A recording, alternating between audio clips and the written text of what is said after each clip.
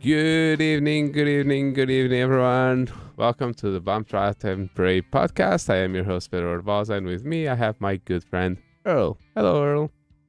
Hello, mate. How are you? Yeah, tired. Tell me about it. Yeah, it's not been a very easy week for both of us outside of the podcasting world that we now live part time in. No, yeah, been a bit of a week in real life. Yeah, totally. So, yeah, this previous weekend has been the Canadian Grand Prix. The Grand Prix, we weren't really sure it was going to happen because of fires, wildfires, and all that, but it did go up with a bit of delay because we actually, for FP1, we had a problem with the circuit security Oh, broadcasts. CCTV. Yeah, so CCTV was, let's say, misbehaving in FP1.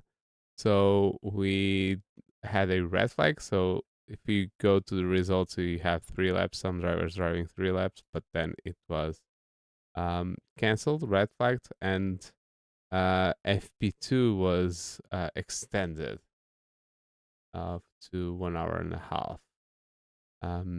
So yeah, Yeah, uh, basically Gasly. I think it was Gasly went out the pit lane and lost the drive shaft or something in the drivetrain on his out lap.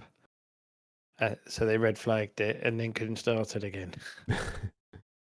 yeah, and I don't know if they kind of use some of the broadcast I don't know, cameras or tools to for the CCTV or the other way around. So if TV uses some of the CCTV or something like that. But I even asked during the race because we had a few issues during the broadcast with images failing.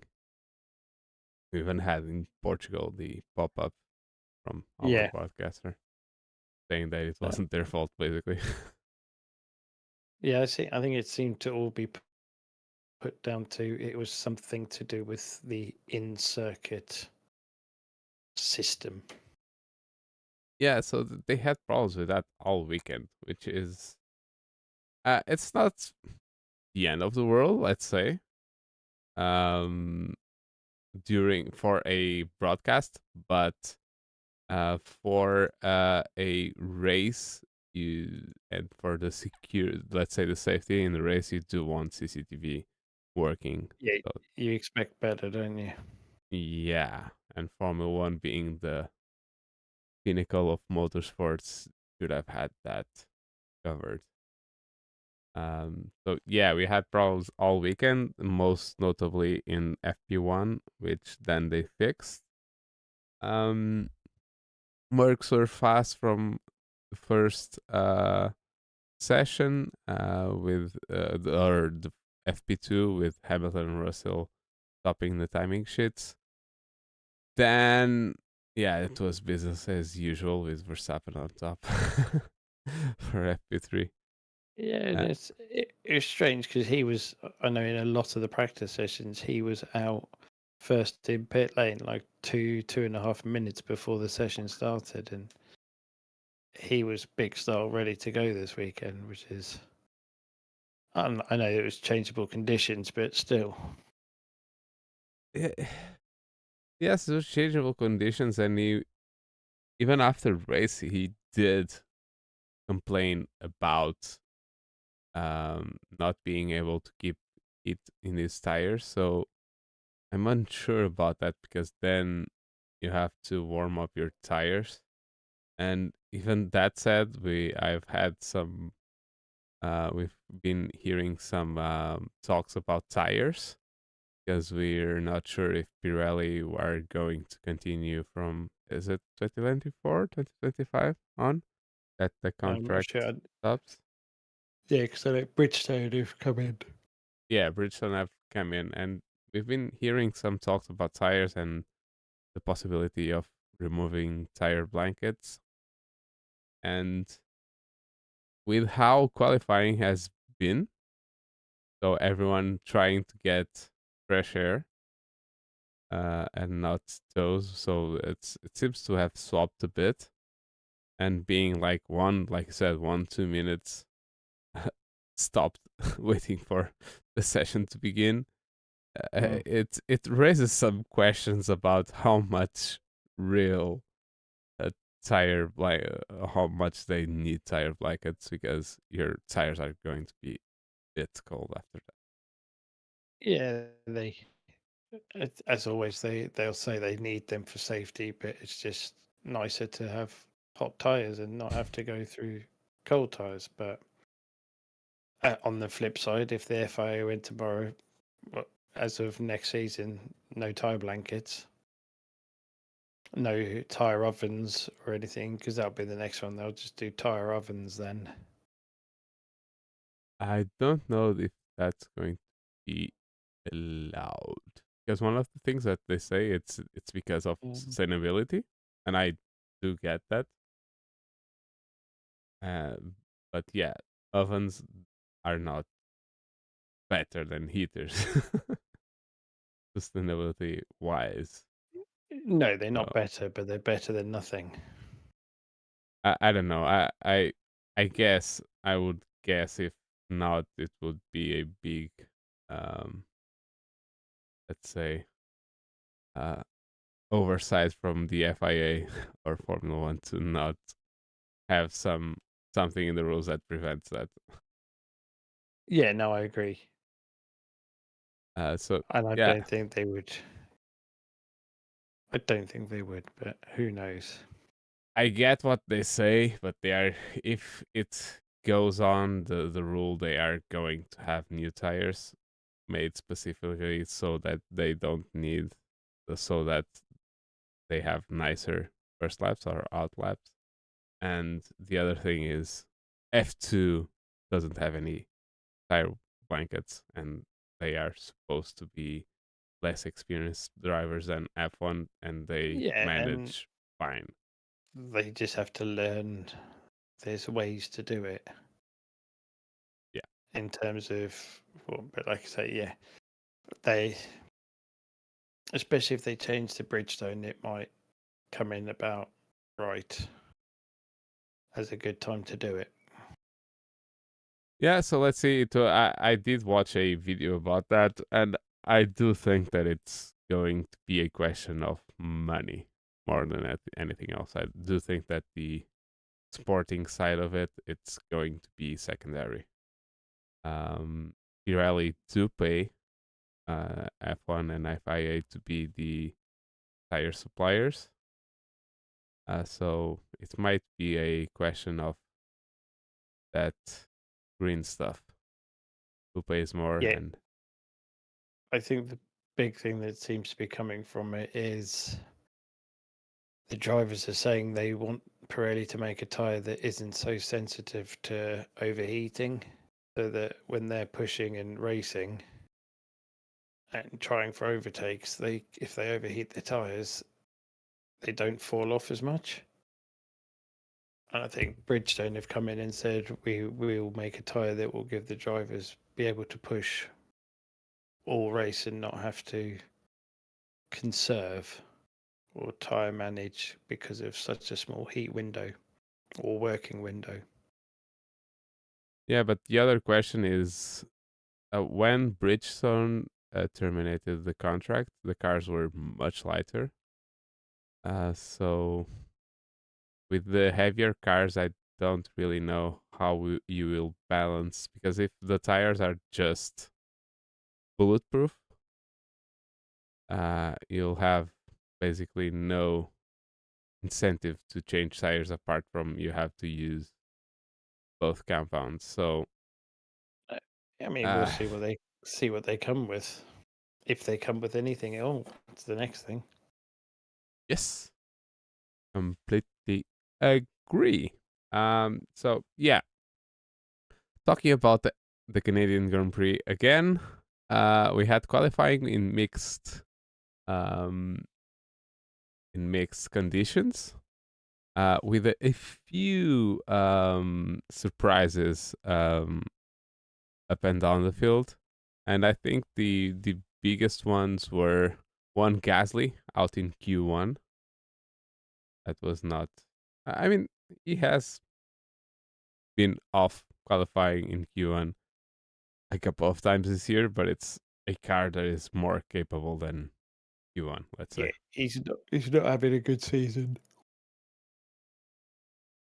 No, totally. And then the other surprise was Mr. Leclerc and Mr. Sergio Perez, and to a certain degree, Mr. Lance Stroll, the three of them out in Q2.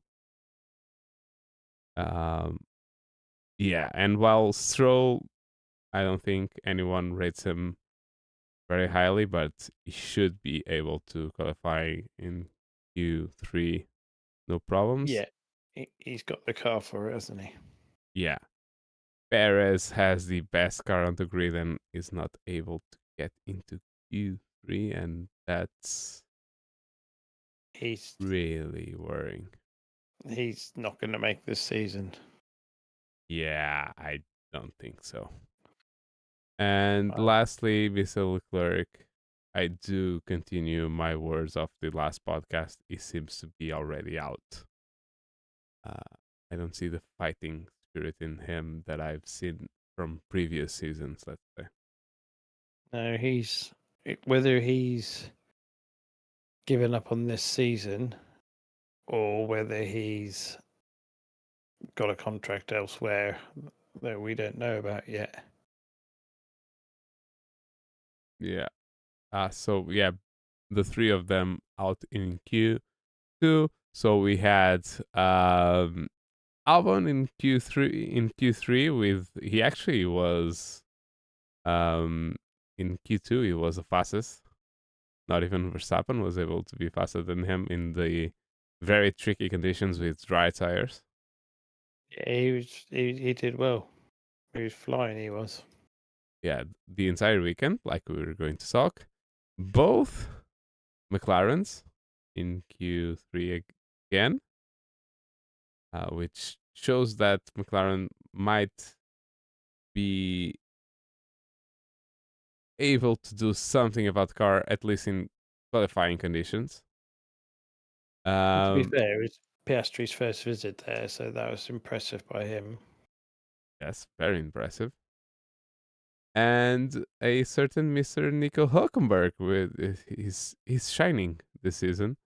He is like rating himself very highly. He's much higher Yeah, than he he was employed as a midfield end of the points sort of driver for long term, and they just needed someone to pull points, and he's definitely outselling himself at the moment.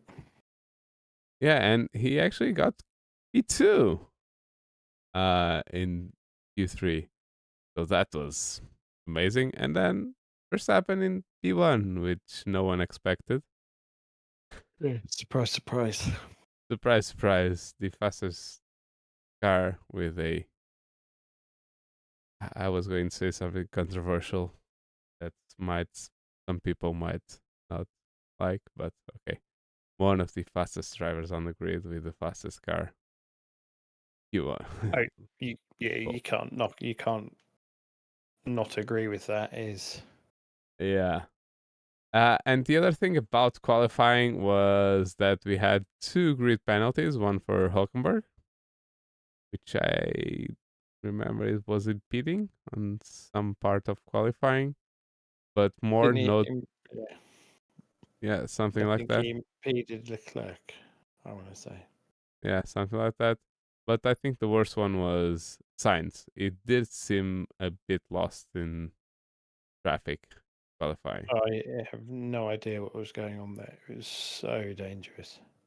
Yeah, going to the last chicane like that, I don't know what was the problem. Was he was on an off day or Ferrari weren't giving him the right proper information or I mean, wherever it was. he did it probably 3, 4 times. through the course of qualifying or the course of the weekend, and it was just like, what are you doing? Oh, I'm going to correct myself. Huckenberg was because of red flag infringement. So it was not because of impeding someone. The drivers that had penalties because of impeding other drivers were Sainz, Tsunoda, and Stroll. So that meant that Mr. Alonso had first row of the grid again this season, um, with Verstappen P1, then followed by both Mercedes, Hamilton and Russell, then Hulkenberg, Ocon, Norris, Piastri, Albon, Leclerc. That's our top 10. So Albon starting P9 with a Williams. A very fast Williams Yeah. in a straight line, as it were. Yeah. But I don't know. I think I've said that this season already. It doesn't seem it is a very fast car in the straight line, but it doesn't seem to be as fast as previous seasons because in 2014, 15 it was like really much faster than the other cars. It's faster, but it's not that difference that we got used to see from them in previous seasons. It does seem to be a little bit more balanced. Still not a good car, but at least a little bit more balanced. Yeah, I think they seem to have somehow managed to get a bit more aero into the car at losing a bit of their slipperiness. I say just taking the edge off, but giving them a bit more in corners, but still nowhere near where they should be. Yeah. Nowhere near where they should and could be. Let's see if the the changes at that team with their new team principal, um, if that helps. He has the credentials from Mercedes and other teams to do something about that team. He has said that um, a few things he found at the team were not up to scratch with even a back of the field team. So some of the tooling are not up to scratch for a racing team, not even an F1 team. So yeah, it does at least seem that he's looking at it in a different picture and might be able to do something about the team in a whole, not just design of the car. I suppose it's then comes down to they have to perform to get money to be able to build this infrastructure that's needed to compete. Yeah, and it was a bit surprising that the way they talked, it seemed like even like I don't know, tooling like CNCs and all that stuff. It's very old and not very precise machinery and all that stuff from what I've heard. And it's I don't know, it's just I can strange. believe it. That's you can. I can believe it. You think they've how long ago has it been since Williams were a winning Oh, powerhouse of a team? And so they had 20 years yeah, almost. and they probably had the top of the range facilities then. But over the last 20 years, let's say, they've slowly fallen further and further down the grid, expending more and more money they don't have, to the point where they've been on a shoestring budget. Like, was it? They had like 180 million, and everyone else was on 400 million before Yeah. the budget caps and everything. So it makes sense that every penny they have is going into actually physically designing and building the race car, and not necessarily into the manufacturing process to build the race car. Yeah, and it's that So question of I can understand it. it's the analogy that I can make, at least thinking about my field, is like you are building a shed with a normal manual saw, and someone comes in with a table saw and ACNC do everything in Yeah, the workforce, and of course you know who is going to build it more precise and uh, let's be faster. clear, faster, and let's be clear about this. There's no place for just artistic value in Formula One. It's just precision engineering. So yeah, it's a cutthroat business, and if you don't have the tooling, if you have the best people in the world, but you don't have the tooling to do it, you're just going to stay afloat, maybe stay afloat, but not make Yeah, it, and that's all not they've been progress. doing. You know, people have speculated for many years now how long are they going to be around before they're bought by a manufacturer or the team disappears. So, yeah, new CNCs were not top of their list, I can imagine. Oh no, I imagine that as well. So yeah, so it's very impressive what Albon has been doing, and every season he's been there, but this season has been very good for him. Yeah, he's And been it's properly consistent and he's not made a lot of mistakes. no, not. And with a tricky car to drive, it's impressive that. So yeah, we've gone into the race, and I think the best that we can say is was the most like I don't know even how to drive this race. It was a bit boring, let's say. It has been a bit Mm, boring the last couple of races, but yeah, I don't know if I was more tired seeing the race and didn't have any patience for it or what it was, but no, it yeah. sort of it went into that realm of the first couple of laps are always exciting, and there's the apprehension that you're going to have obviously possible incidents, more chance of overtaking until everyone sets up and gets into DRS trains. And with the weather being a bit iffy through the weekend, throws up the inconsistency bit. So you get that excitement. But I'll be honest, after 3 or 4 laps, you're like, okay. It's not engaging 100%. You're sort of just like, okay, wait and see. Oh, Max is already 4 seconds out. And you're like, Yeah, we don't tune up the TV to see a battle for P12, let's say. and yeah, and it was no different in the early 2000s when Mercedes were dominating everything. Whether there just seemed to be better racing behind a closer grid, I don't know, but this season in particular does feel more boring than the others. Yes, last year we had the fight between Verstappen, or at least half of the season, the fight between Verstappen and Leclerc. Sergio seemed to be a little bit closer to Max, but I don't know. It's in the front of it, even in the Formula, let's say 1.2, with the Astons and the Mercedes, like Ferrari is nowhere to be seen. Um, No, and they actually on this race had a very good strategy. They were able to see that everyone was going to pit again, so they didn't pit in the safety car. So they were able to then take advantage of that. I don't think that they would have finished P4 and P5 if they had pit like everyone else. Um,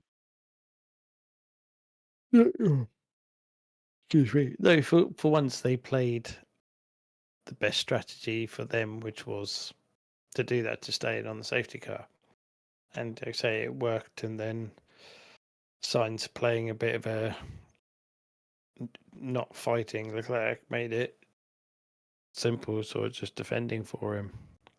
It was a good team result, which I think they needed.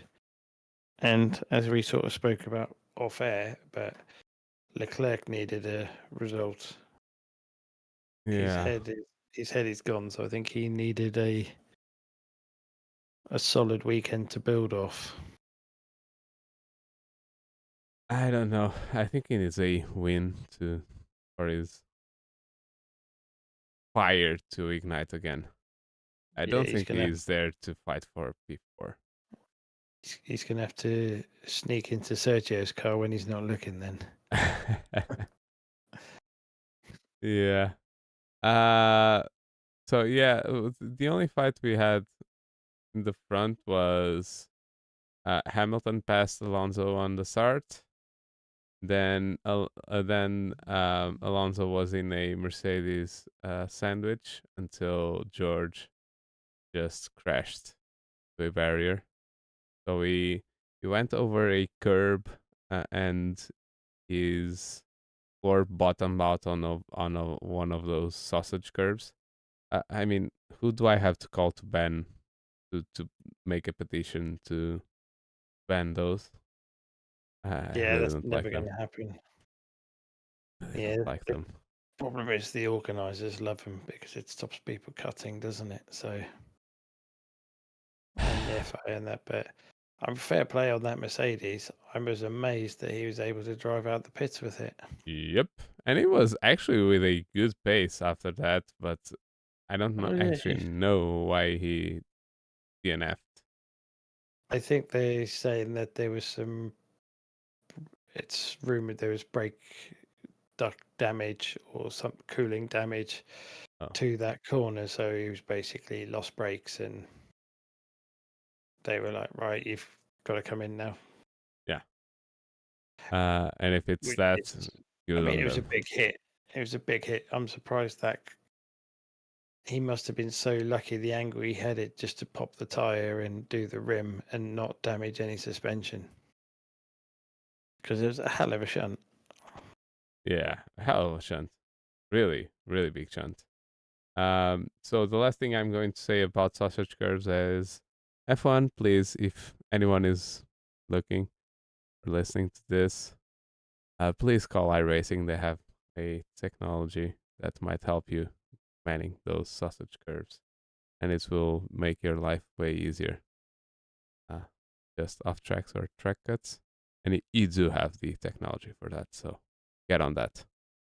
They have track cuts now, don't they? It's all manual, isn't it? You have to Well, protest for them to. Someone has to protest, or it has to be seen by a steward. So then they note the incident, and then they just make it automatic. Don't tell me they don't have that technology. If they don't have that technology, they're sleeping on the job. to be fair, if iRacing has it, the FIA has it. It's just whether they choose to implement it is the next thing. Yep. I don't need any visual sausage curves to know that. It just ruins the racing. I really hate them. I really, really hate them. It Almost as shows. much as I hated the no side pod version. Almost. So yeah, so basically he bottomed out on that sausage curve, and then it threw them to the um to the wall basically. Um, yeah, and we've seen that those are a big safety risk in some situations. We had some scary crashes with those curbs. So yeah, get on it. Get rid of them. We don't need to see any other F3 car flying into a barrier upside down at Monza, or a No. GTE car going upside down at Monza or any Yeah. of that. We So don't yeah, need to see that again. no, definitely. I almost went full. What is it called? The Emperor Star Wars. No. So yeah. Sorry for the reference there. Let's continue. So yeah, apart from that, we had then Alonso was able to get in Hamilton's tail and pass him, and then it was one of those cat and mouse situations where I think Alonso was nursing some sort of a problem, so In a Hamilton was able, rear brake issue. yeah, rear brake issue. So then Hamilton was able to get a little bit closer, but then Alonso just managed it at 3 seconds. Uh, yeah, boring. Yeah, it, it's we all want exciting races, and we know with Max and the Red Bull at the moment, the race for the win isn't really going to be there. But really, this race behind it, there just wasn't anything anywhere. It's a very much a non-event race. Well, Yeah, that's how it came across. It's like but the whole grid. It's like the whole grid went. Well, we've got to do it because we're part of the championship, so we'll just go and get it done so we can get home. It's just yeah, like going through the motions. It wasn't. yeah, it was a bit like that. We had one of like a couple of overtakes, but it was not a very high overtake event, let's say. No, basic. A lot due to Albon holding everyone up in the DRS train and Perez not driving it. being able to Yeah, pass a single Ferrari. yeah, exactly. It was a yeah So the only excitement that we had was in the last um, lap, half a lap. half a lap, where Norris was getting close to Ocon to pass him. He had a 5 second penalty already for reasons that we are baffled by. Um, we do know why he had it, but the I don't know. It's just a mess. Let's be fair. It was the first time this year that I felt like this, but it was like a mess of a penalty. So it was, what was the wording, that the Yeah, unsportsmanlike behavior, and basically on the safety car he didn't go as fast as the stewards wanted him to go to be near his teammate in front. So of course he did it so that they could double stack no problem. But that is a thing that everyone does. Everyone does. Even if it's not their teammate in front, if they know that they are not going to lose anything with it, they'll do it just because freer pit lanes means that you're not going to be hold up for anyone from anyone going to the track or coming to the pits while you're trying to do your pit stop. So it did feel at least a little bit strange how that came about. yeah. It was. I think the whole paddock and world watching went. What's that? When the penalty popped up, it was. Yeah, of all the people to give it to, Lando is probably the most, the nicest fella out there. So unsporting, I think it's a bit of a harsh assessment, harsh call. Yeah, because I've seen that a penalty being given for holding up on the way to the pits, and it was not that wording. So yeah, it was weird to see that wording on the uh, on that penalty. So yeah, now there is a precedent. Let's see if next time it happens, if someone is going to penalize. I bet you that McLaren are going to be like a hawk. As soon as a safety car comes out, they're going to be like a hawk, trying to see who is doing it. And we've heard reports. I didn't go and check, but I've heard reports that some other drivers did exactly the same thing as Norris on this race. So yeah. Yeah, it's almost like the FIA have decided they're going to now implement an unsportsmanlike conduct penalty, and this was just the first time of using it, and they decided that, oh, okay, you'll do. And then I think we might see a lot more of them coming in the future races. Yeah, let's see. The other thing that we had was Mr. Homeboy, Mr. Stroll actually did a very good move on Bottas on the last lap. So he was patient into the last corner. He didn't throw it. Um, he didn't dive bomb him and waited for the exact time to try and pass him, which was a pass for P10, but because of Norris penalty, it meant he got P9. Yep. So that was a good move on a, uh, let's say, subpar weekend from Canadian. Yeah, not good for him. Yeah, Bottas went in on the defensive line, so compromised his exit. They say Lance was sensible, held back, and then sent it down properly through the chicane and got the run out on him. Yeah, so that was about the best racing that we had on on the race. Yeah, pretty much. So yeah, as you can see, we're not too pumped about this race. It was a proper, boring race in a otherwise very nice circuit, that very beautiful circuit, and a nice um, layout that I like to drive on simulators and other stuff. So yeah, let's hope that either the development of the cars means that we're going to get more racing, or that someone at least something changes for next year, which is a bit of a bad omen for the rest of the season if we are already thinking about if next year's cars are going to be better for racing and we're not even a half of the season and we Yeah. already think that happened. Oh, another thing. Oh, Another no. funny thing that happened.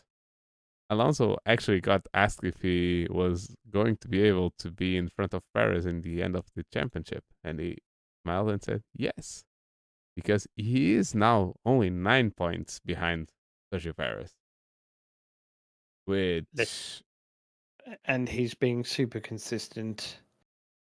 He's got the experience, and he's got a car that doesn't seem to be fragile. So, and let's be honest, no different to when Bottas was at Mercedes with Hamilton and finishing second and third all those times, because the car's capable of it. There is no reason for Sergio to be out of the top 10, out of the top 6. And uh there's every reason for Alonso to be out of the top 6, and he's finishing top 3 every race. So and yeah, even that, I'm looking at the championship standings, and let's say if Perez doesn't, like, has a problem next race and doesn't finish the race, and Hamilton by some miracle wins, he will be in front Paris. Just yeah, think about that. It's I don't know. It's a very it's poor showing of Sergio. I it's this is going to come to Sergio in a roundabout way, but I did see a Twitter somewhere saying that it's paddock rumors were that Liam Lawson was going to be taking over from De Vries as soon as the Silverstone Grand Prix. So not the next one, the one after. Hungry? Mm-hmm. And but the way Perez is playing, I wouldn't be surprised if They reconsidered. they reconsidered it and just, it depends how brutal they want to be on Lawson. Throw him Yeah. straight into the big team and go. They know he's not going to compete against Max, but he can't do worse than Sergio at the moment. Might Sergio's contract allow him to be demoted to AlphaTauri? It might be. Whether I don't. I mean, their contracts are so complex. You never. I would imagine Red Bull would have a clause in there that they can move him if he's not meeting performance gains. Yeah. And I just think, and they want the constructors. And at the moment, yes, Max is doing a lot on his own, but I don't know whether he can win the constructors on his own. I mean, Red Bull right now has double the points from Mercedes. What is helping them is that Stroll has had a not very good start of the season. So even Mercedes is up on Aston right That's it. now. And Mercedes are getting into the program of being 1, 2, 3, or 4 every race. They'll start clawing back. Yeah, Sergio needs a very good Silverstone Grand Prix, I think, to be there in that car, Hungary. Yeah, Which will be in the 7th to 9th of July that weekend. So Silverstone. Yeah, they've got race. Haven't they got a race next weekend? Austria. Austria, yeah. Next race is Austria. Yeah, Austria, and then Uh, straight to Silverstone. I don't know. Uh, Alonso seemed to be very hopeful about Austria. I really don't know why, because they do need a very top, like, fast car on the straights.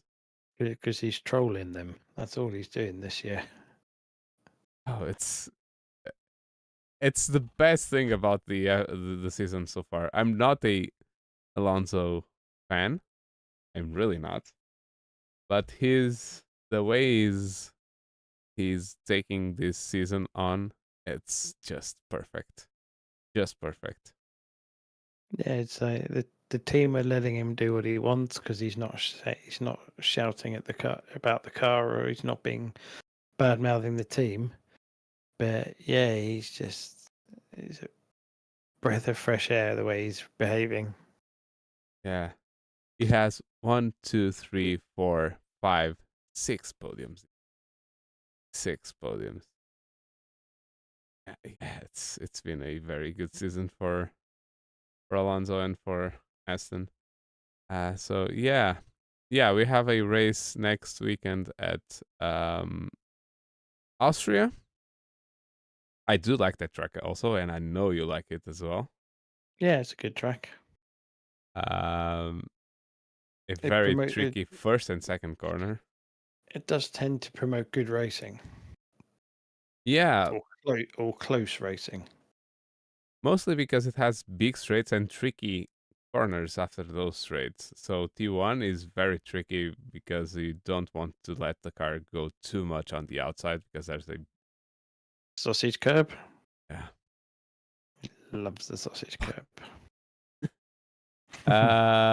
But my thinking is in this case it helps racing. So yeah.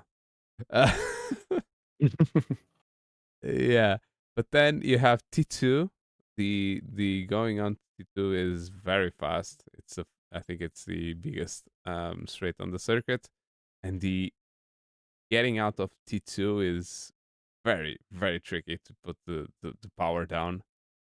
So yeah, that might be why Fernando might be a little bit bullish about his, and that was a very good pun.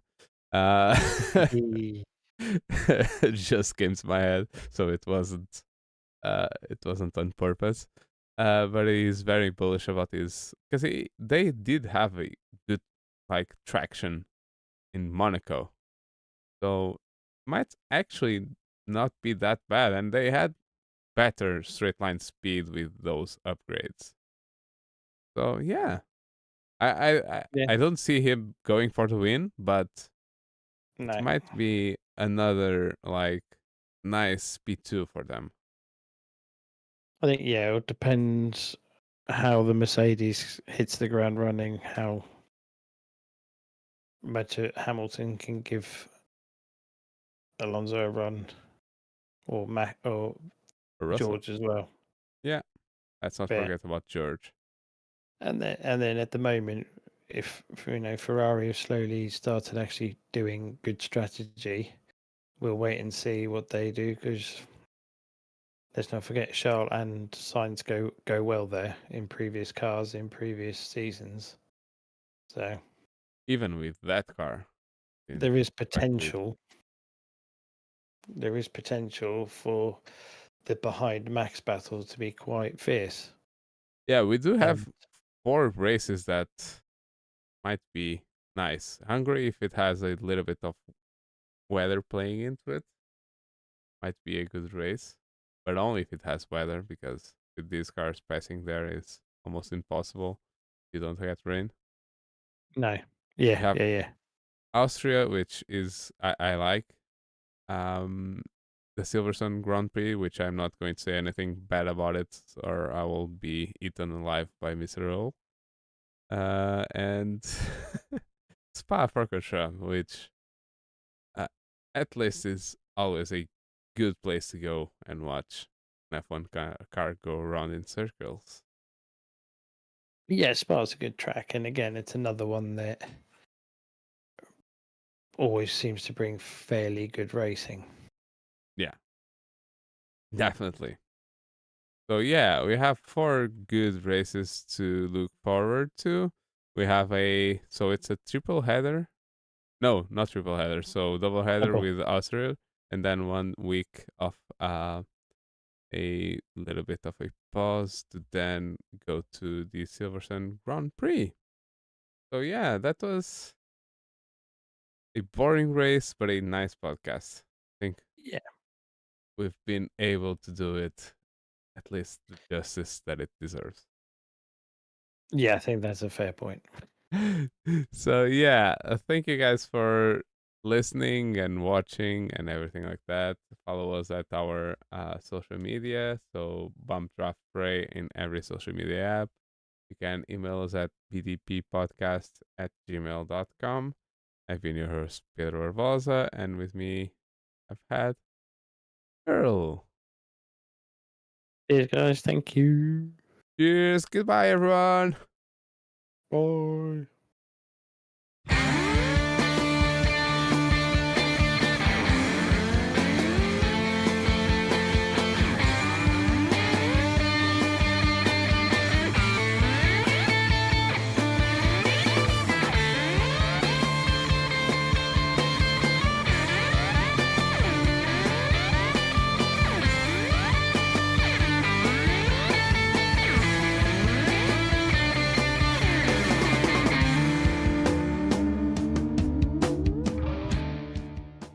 Bump Draft and Pray is an independent podcast, and the music was by Letting Punks Know.